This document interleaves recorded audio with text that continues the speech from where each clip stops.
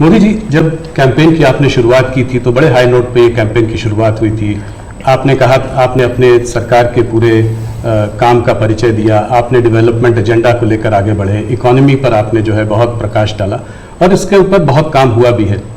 अभी इधर उधर एक दो चरण के बाद आते आते आपने जो है राजस्थान में एक रैली में एक कांग्रेस के मैनिफेस्टो पर एक डायरेक्ट अटैक किया।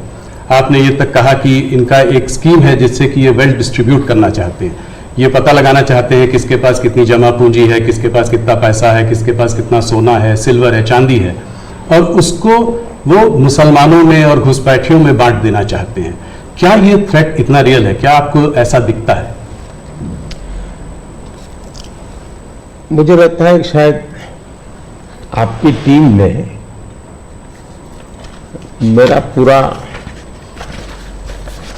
कैंपेन को ट्रैक नहीं किया है, या शायद विकास की बहुत सी बातें ऐसी होती हैं जिसको शायद टीआरपी के हिसाब से बैठता नहीं होगा।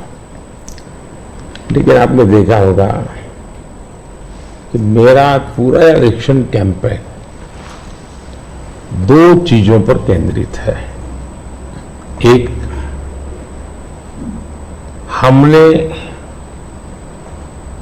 समाज कल्याण को लिए, लोक कल्याण के लिए क्या काम किए,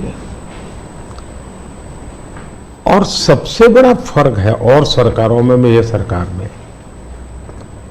वो ये है कि लास्ट माइल डिलीवरी ये हमारी विशेषता है। नीतियां तो कोई सरकारें बनाती है, कोई सरकार बुरा करने के लिए तो आती नहीं है, अच्छा करना चाहती है। लेकिन कुछ लोगों को अच्छा करना आता है, कुछ लोग अच्छा होने का इंतजार करते हैं। मैं ऐसा हूं कि मेहनत करके जो अच्छा हो करूं, मेरा हमेशा ऐसा रहा है। अब देखिए, मैं चुनाव में लगातार बोल रहा हूं कि हमने गरीबों के लिए 4 करोड़ घर बनाए। मैं इतना लोगों को कहता हूं कि आप इस चुनाव प्रचार में जाएं तो मेरी मदद करें कि जिसके घर बनाना भी छूट गया हो, हर गांव में एक तो निकलेंगे, उनकी सूची में भेजो, ताकि जैसे ही मेरा तीसरा टर्म शुरू होगा मैं इस काम को आगे बढ़ाना चाहता हूं। 3 करोड़ घर और मैं बनाना चाहता हूं। अब आयुष्मान भारत योजना दुनिया की सबसे बड़ी health insurance and health assurance की स्कीम है ये जी।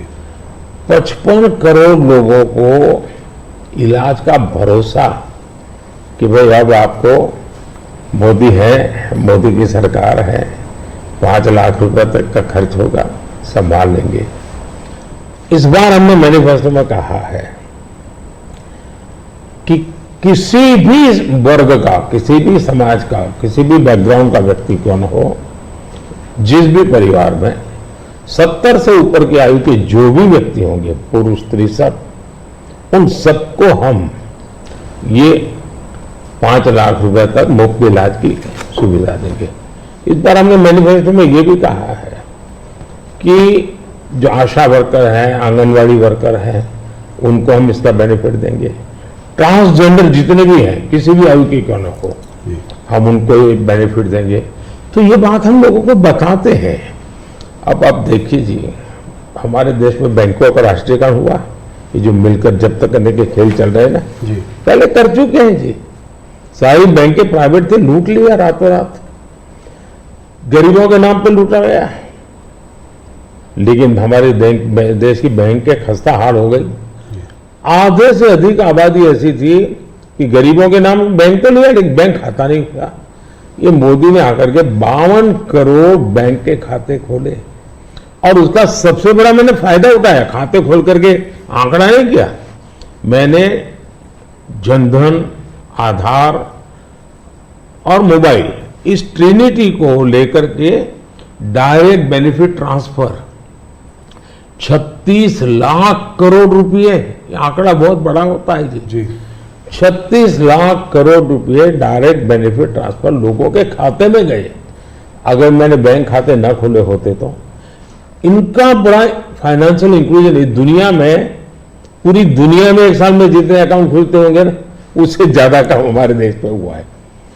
जल जीवन मिशन हमारे देश में जी 3-4% घरों में भी घर में नल से जल आता था, वो भी ज्यादातर अर्बन लोकेलिटी में। आज 14 करोड़ ग्रामीण परिवारों को नल से जल पहुंचा है। अब ये सारे काम है 25 करोड़ लोग गरीबी से बाहर ऐसे ही नहीं आए जी, हमने उनको इतना सशक्त बनाया। और मेरी स्ट्रेटेजी यही है कि हम गरीब को इतनी ताकत दें कि गरीब खुद गरीबी को परास्त करे। और जब गरीब अपने मेहनत से गरीबी को परास्त करता है ना, उसके बाद उसको गरीबी में वापस नहीं जाना, ये संकल्प बन जाता है और वो देश की शक्ति बन जाता है। आज हमें फायदा है, 25 करोड़ लोग गरीबी से बाहर आए, बहुत बड़ा अचीवमेंट है जी, दुनिया इसकी तारीफ कर रही है जी। और ये एक मॉडल बनेगा, ये जो डेवलपिंग कंट्रीज है उनके लिए मॉडल बनेगा जी।